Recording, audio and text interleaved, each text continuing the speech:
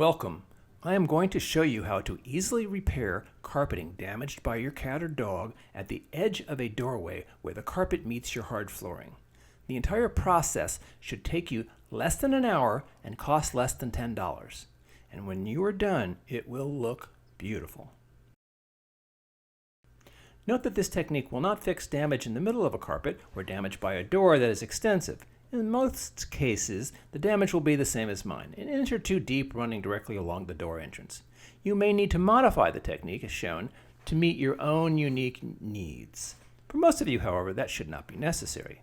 Finally, this solution only works where the floor beneath your carpet is wood, since you will need to be able to drive a wood screw into it. An added benefit is that any future damage will be far less likely, since the area typically scratched by cats and dogs will no longer be carpeted. Here you can see my destructive cat planning her next attack, which happily will be completely harmless. Here's what you are going to need. The damaged carpet will be replaced by an oak threshold, which can be purchased on Amazon via the link in the description below this video, or purchased at your local home improvement store. I used the one made by Frost King, which is 2.5 inches wide by 36 inches long. Frost King also makes one that's 5 inches wide if your damage is more than a couple inches deep. And Amazon also sells oak thresholds by a company called ADA that are available in other widths. See links below. Basically, after you trim back the damaged area of the carpet, you will need about 3/4 of an inch of the remaining carpeting under the new threshold to hold the carpet in place. There are also metal thresholds on the market, which usually come pre-drilled, but I don't think they look as attractive. You will also need 4 flathead Phillips screws to install the threshold. I used number 7 by 1 5/8 deck screws, but any Phillips flathead wood screw of this size will do. Let's talk about tools. You will need a hammer, a Phillips head screwdriver, a tape measure, utility knife, scissors, and a corded or cordless drill. You will also need a 5/32 or 3/16 drill bit.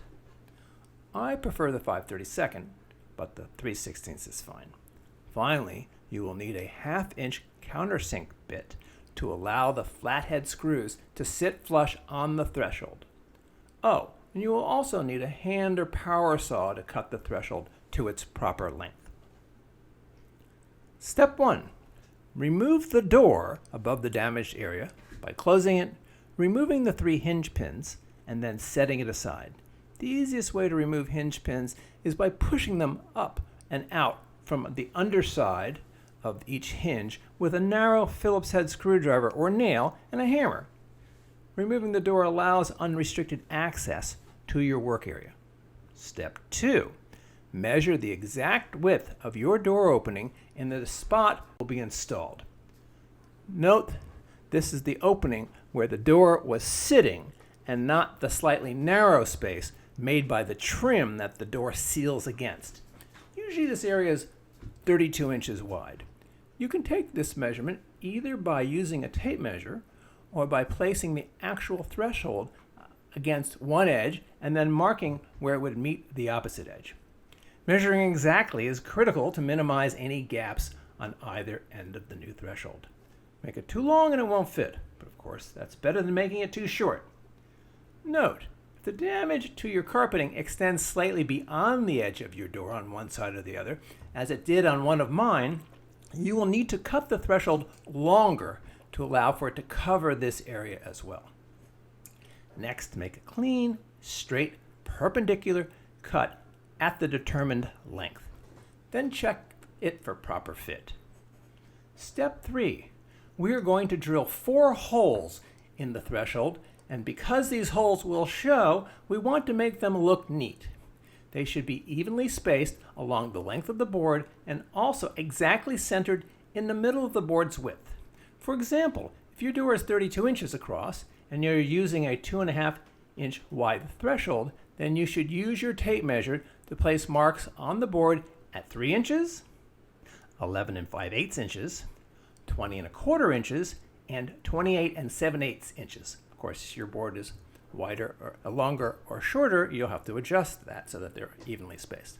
And each mark should then be adjusted so that it is exactly centered in the width of the board. A 2.5 inch wide board, for example, will be centered at 1 1/4. After you've made these 4 marks, I suggest you use a nail or an awl to make a small starter hole at the exact location you want to drill so that the drill bit does not wander off the mark as you start drilling. And now you can drill the 4 holes all the way through using your 5/32 or 3/16 drill bit.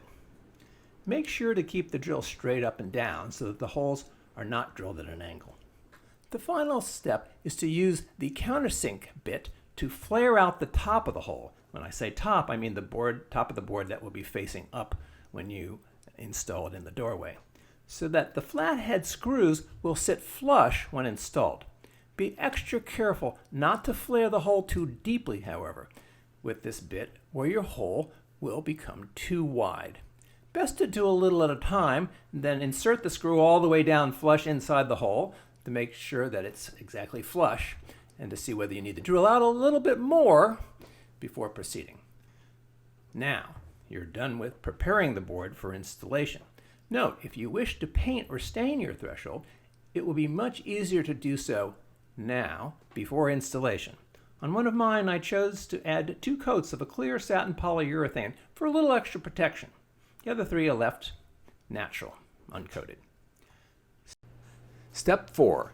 Now we are going to prepare the carpet area for installation of the new threshold. First, gently pull the carpeting up from the immediate area where the damaged carpet meets your hard flooring in the doorway. You should see a nail strip along the edge of the carpeting. Hammer those exposed nails down right away so nobody steps on them, but leave the wood strip in place. Have a look at this rough diagram so that you have a basic understanding of what we are going to accomplish. One side of the new threshold will sit on top of the nail strip, while the other side pins down the carpeting. We also cut the padding back to allow the threshold to sit flush.